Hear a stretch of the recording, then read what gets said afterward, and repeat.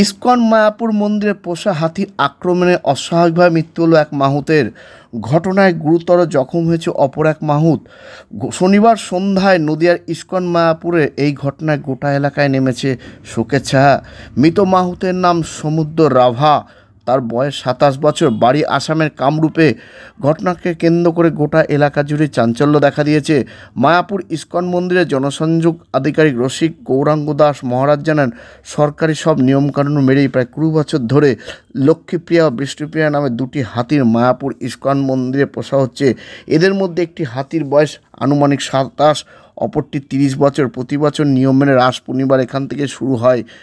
বিগ্রহ নিয়ে হাতি পরিক্রমাও করা। এছাড়া প্রতিদিন দুবেলা মাহুতরা হাতিদের মন্দির চত্বর ছাড়া পার্শ্ববর্তী বিভিন্ন জায়গায় ঘোরাতে নিয়ে যায়। আসাম থেকে এসে মাহুতরা 4টি পরিবার দীর্ঘদিন ধরে পালা করে হাতিগুলির দেখভাল করে। জানা গেছে শনিবার সন্ধ্যাতে হাতিশালা থেকে মাহুতরা হাতি দুটিকে ঘোরাতে নিয়ে গেছিল। পরে হাতিশালায় ফিরে গিয়ে ছত্রু হাতিটি অজ্ঞাত কারণে হঠাৎ করে সমুদ্র নামে এক মাহুতকে আক্রমণ করে বসে। তাকে বাঁচাতে গিয়ে জখম হন অপর একজন মাহুত। তৎক্ষণাৎ তাদের উদ্ধার করে অ্যাম্বুলেন্সের মাধ্যমে চিকিৎসার জন্য মায়াপুর স্বাস্থ্যকেন্দ্র নিয়ে যায়। সেখানে সমুদ্র রাভাকে চিকিৎসকরা মৃত বলে ঘোষণা করে। হাতিশালাটি সংরক্ষিত হওয়ার কারণে মূল মন্দির থেকে বেশ কিছুটা দূরে ও লোকালয়ের বাইরে বলে দুর্ঘটনা ঘটা প্রথমে কেউ জানতে পারেনি। পরে ঘটনাটি জানতে পেরে মন্দির কর্তৃপক্ষ সব রকম ব্যবস্থা গ্রহণ করে। যখন মাহুতকে চিকিৎসার জন্য কল্যাণী এমস হাসপাতাল চিকিৎসার জন্য নিয়ে যাওয়া হয়।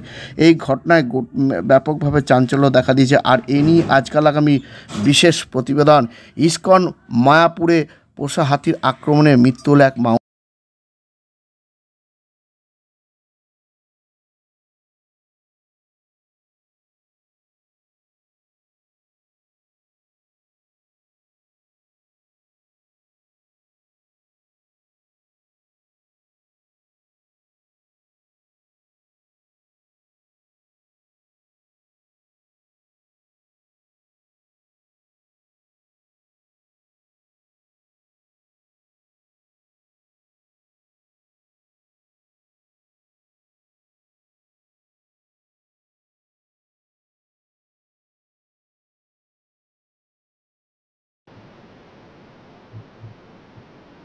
ইস্কনে দুটি হাতি রয়েছে দীর্ঘদিন ধরে, 20-22 বছর ধরে, এবং এখানে যখন শোভাযাত্রা হয় তাতে অংশগ্রহণ করেন হাতি, এবং এখানে লাখ লাখ লোকের মধ্য দিয়ে হাতি চলে, কোনো অসুবিধা হয়নি।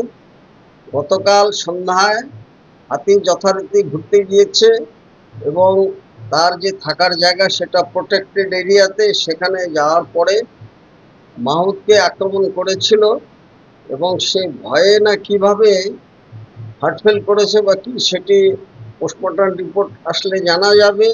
সমস্ত কিছু নিয়ম কানুন মেনে এবং সরকারি ব্যবস্থাপনা মেনে আমাদের এখানে হাতি পোষা হচ্ছে। তবে এটি দুঃখজনক ঘটনা এবং আমরা এই অবাঞ্ছিত ঘটনার জন্য মর্মাহত।